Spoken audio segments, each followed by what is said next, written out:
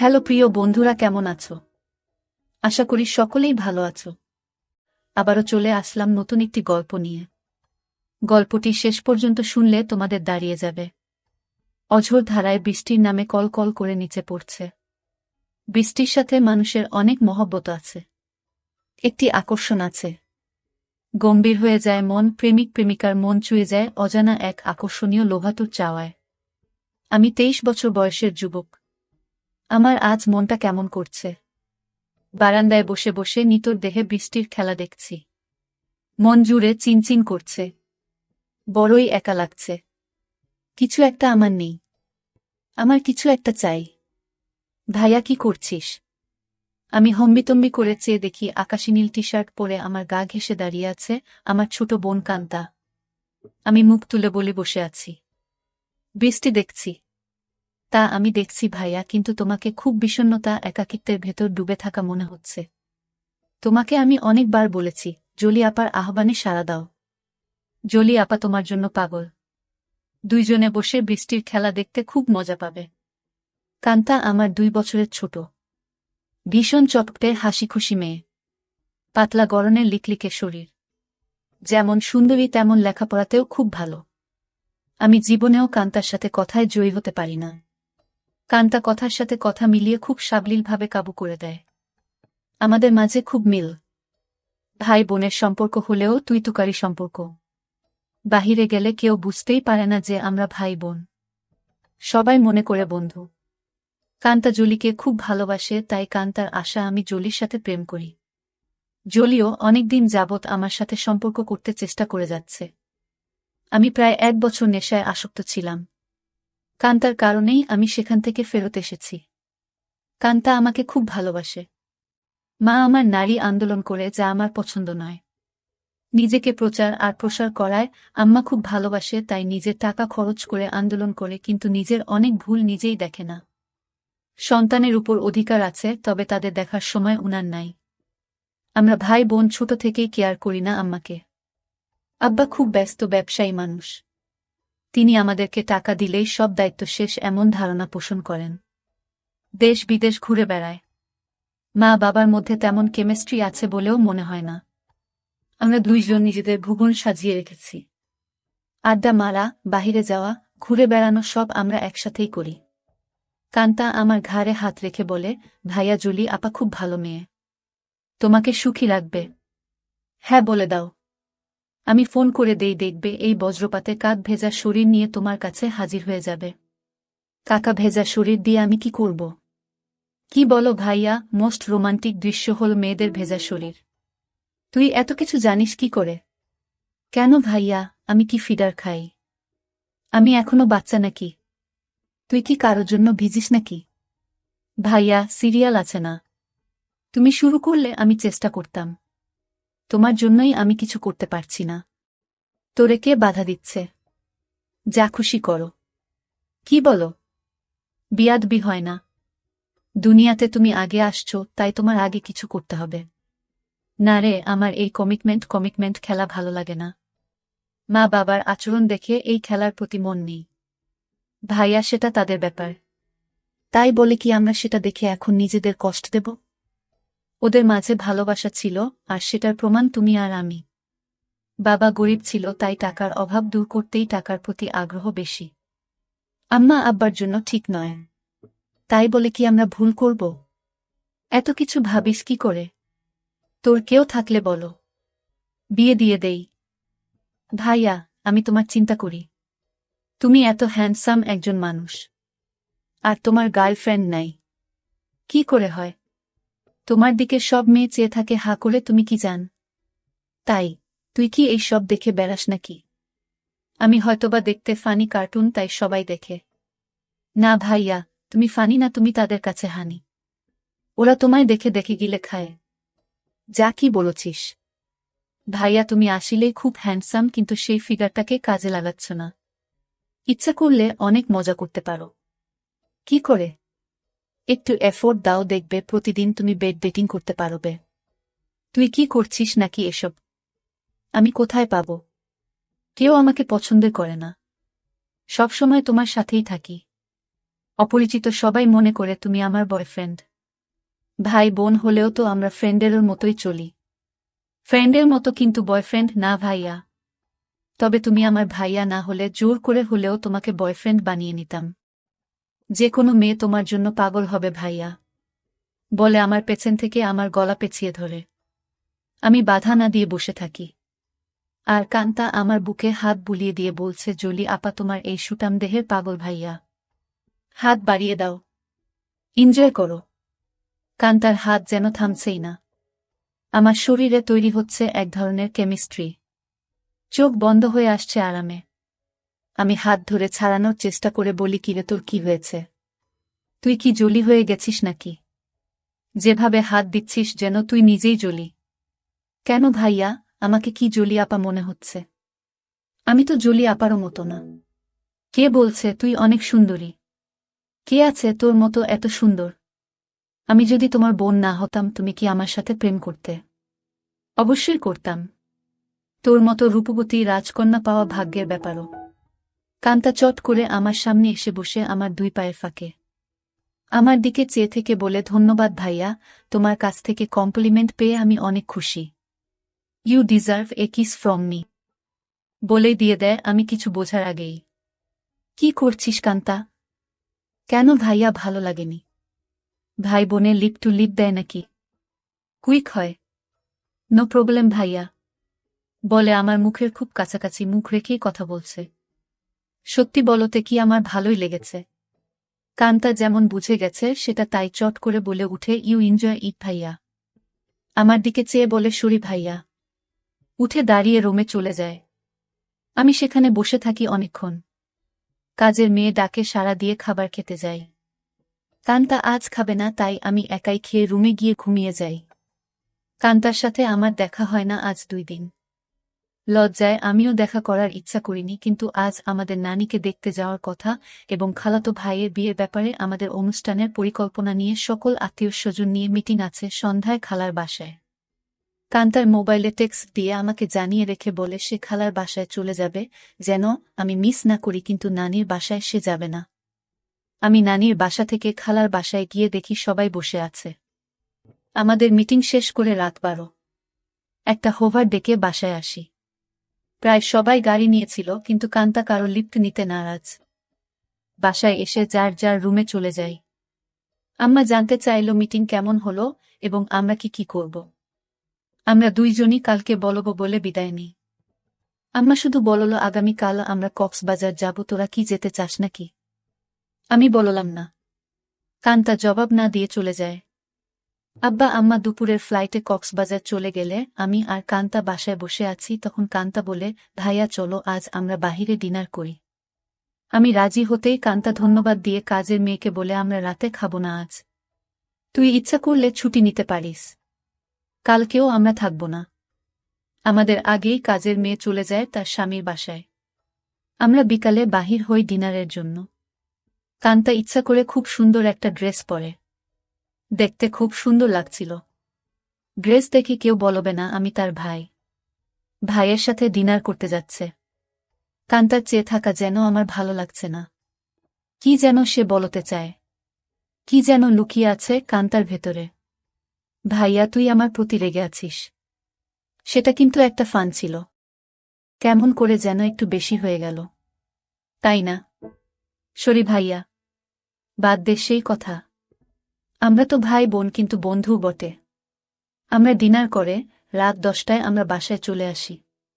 Kanta dress change করে নিচে TV দেখতে আসলে দেখে আমি বসে আছি। ভাইয়া চেঞ্জ করে আস, মুভি দেখব। আগামীকাল কয়েকজনকে ডেকে নিয়ে পার্টি দেব। কি বলো? বেশি না, তুই যাকে ইচ্ছা বলে দিস আসতে। আমি রাজি। যেন ওসব জিনিস না আনে। আমি একটা শর্ট পরে নিচে এসে একটা হিন্দি মুভি দেখছি। কান্তাও শর্ট পরা।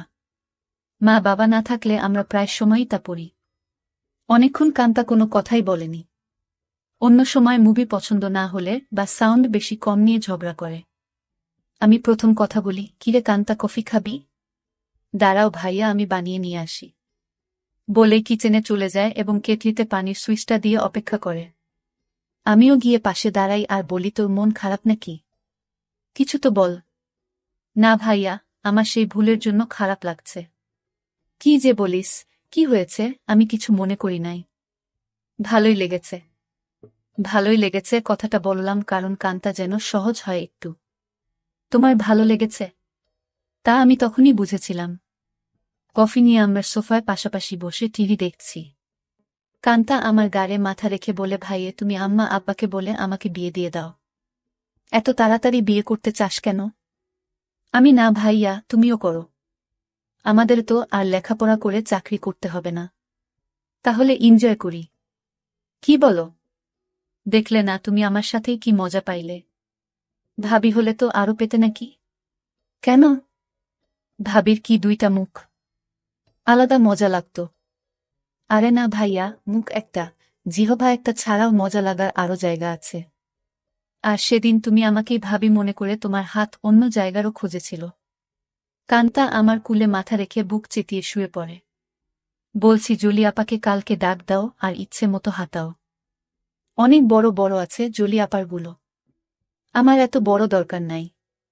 ছোটই ভালো। ছোট ভালো বলে আমার গুলির দিকে কুনজরে দেখছ কেন? কি বলছিস? আমি কুনজরে দেখছি তা তুই কি করে বুঝলি? ভাইয়া আমার মাথার নিচের থেকে সংকেত দিচ্ছে। আমি টের পাচ্ছি বলেই হা হা করে হেসে উঠে বসে আর বলে, ভাইয়া আমি এখন জলি আপাকে ফোন দেই। এই ধূপসি মোটা জলি আমার লাগবে না। তোমার কি আমার মতো শুকনা কাঠ পছন্দ? তবে জলি আপা কিন্তু এক্সপার্ট। শুনেছি খুব আনন্দ দেয়। আমাকে অনেক কিছু শিখিয়েছে বলে আমার চোখে চোখ রেখে কেমন একটা ইশারা দেয়। আর বলে, তুমি কিন্তু আমার বুকে হাত দিয়েছিলে ভাইয়া সেদিন। কি করছিস কান্তা? তোর কি লজ্জা নাই? কান্তা আজব সব কাজ করতে লাগল। আমি বললাম, কান্তা তুই কিন্তু অনেক দূর চলে যাচ্ছিস। ভাইয়া আমি অনেক দূর যাচ্ছি না। ভাইয়া এই মুহূর্তে আমার ভালো লাগছে তোমার জিনিসটা ধরে রাখতে। আর সেটাই সত্য। প্লিজ বাধা দিও না। কান্তা তুই আমার ছোট বোন। খুব আদরের। আমি চাই না সামান্য একটু ভুলের জন্য আমাদের জীবন নষ্ট হোক। ভুলের মাঝে আমরা বেঁচে থাকি। ভাইয়া আমাদের সম্পর্কে ফাটল ধরবে না। কান্তা এইসব তুই শিখলে কোথায়? ভাইয়া বয়স হয়েছে, মুভি দেখি আর আমার কাছে রাবারের একটা আছে। সেটা দিয়ে প্রতিরাত প্র্যাকটিস করি। সব শিক্ষার বড় শিক্ষা হলো সেটা। সব মেয়েদেরই বিয়ের আগে এই শিক্ষা অর্জন করা উচিত। অনেকক্ষণ আমাদের মাঝে কোনো কথা নেই, শুধু একে অপরের শ্বাসরুদ্ধকর মুহূর্তকে এনজয় করি। এত সুখ এত আয়েশ জীবনে পাই নাই। কান্তা আমার কানের কাছে বলে, ধন্যবাদ ভাইয়া। তুমি তো বাজিমাত করে দিয়েছ। আমার খালতো ভাই সোহানের বিয়ে আগামীকাল। আমরা খালাতো মামাতো ভাই বোন 15 জন। আর সোহান সবার বড়। ভাই 10 জন আর বোন 5 জন। এই প্রথম একজন ভাইয়ের বিয়ে। গত বছর সোহানের বোন লিজার বিয়ে হয়েছে। অনেক আনন্দ ফুর্তি করেছি আমরা। কান্তা আর লিজা আমাদের সকল ম্যানেজমেন্টের দায়িত্ব নিয়েছে। খুব ব্যস্ত। আজও সকাল সকাল চলে গেছে। সোহান ভাইয়াদের ছাদে ডিজে পার্টির আয়োজন হবে আজ রাতে। আব্বুর ক্লায়েন্ট ঢাকায় কানাডা থেকে আসছে। তাই সকাল সকাল হোটেল থেকে তাদের নিয়ে ব্রেকফাস্ট করে ফ্যাক্টরি পরিদর্শন করতে হবে। আম্মু অনেক রাগ করেছে কারণ আম্মু চায় বিয়ের বাড়িতে যেন থাকে। বিয়ের দিন সারাদিন ছুটি আছে বলে আব্বু চলে যায়। আমি 11টায় ঘুম থেকে উঠে দেখি সেজেগুজে বসে আছে, খালার বাসায় যাবে এবং সেখান থেকে মেয়ের বাড়িতে কিছু জিনিস নিয়ে যেতে হবে। আমাকে দেখেই বলে, কিরে আজ অন্তত একটু তাড়াতাড়ি উঠলে কি হয়? কাজের মেয়েকে না বলে আজ নিজেই নাস্তা দেয় আমাকে। আর ফোনে বড় খালার সাথে স্পিকারে দিয়ে কথা বলছে। ড্রাইভার আমাদের বাসার সামনে বসে আছে যেন তাড়াতাড়ি যায়।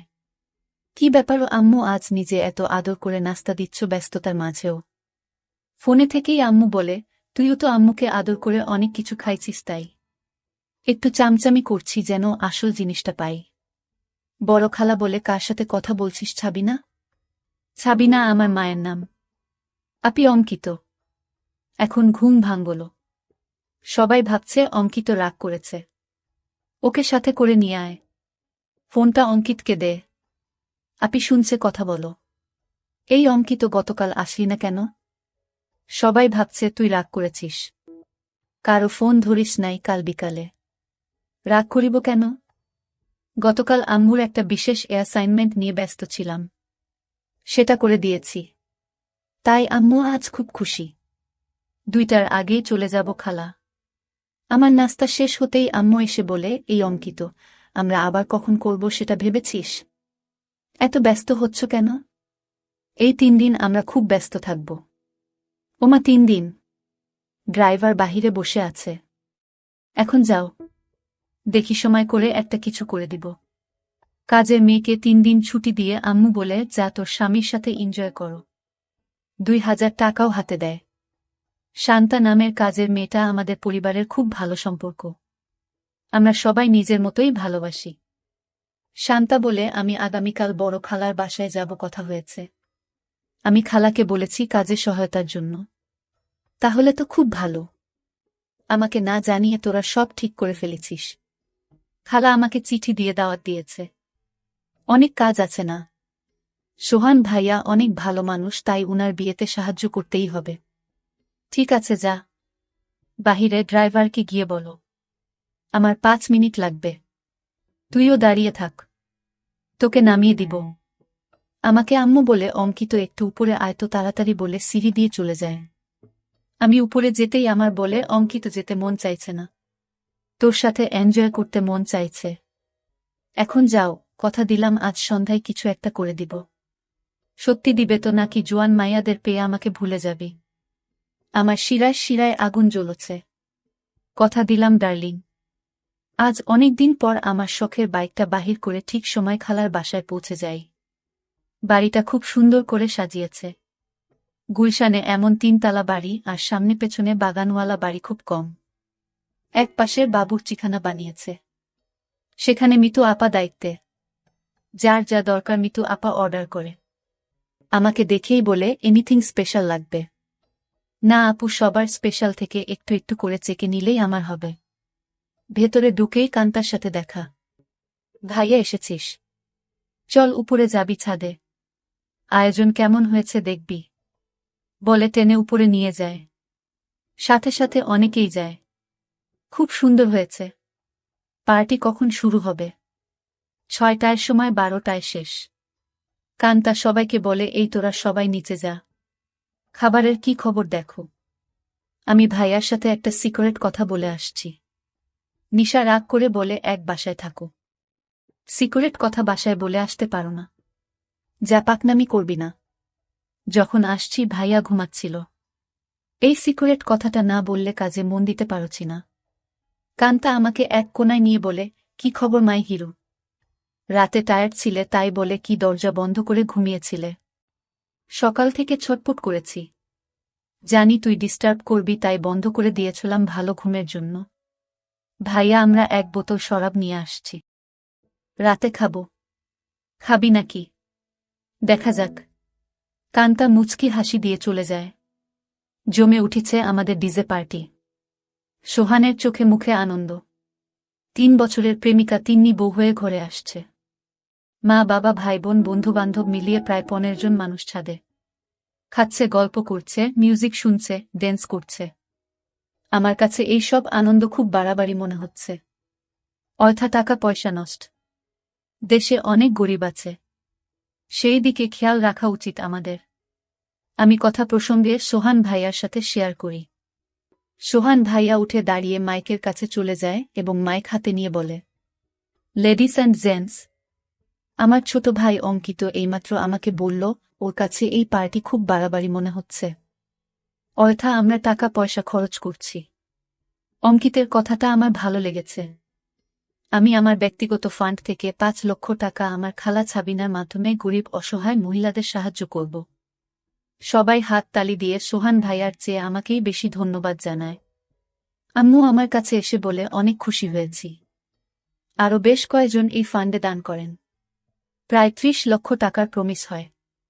আম্মু মাইকে গিয়ে সবাইকে ধন্যবাদ জানিয়ে বলে, কি করে সঠিকভাবে এই ফান্ড ভালো কাজে ব্যবহার হয় সেই জন্য অঙ্কিত সোহান আমার সাথে কাজ করবে।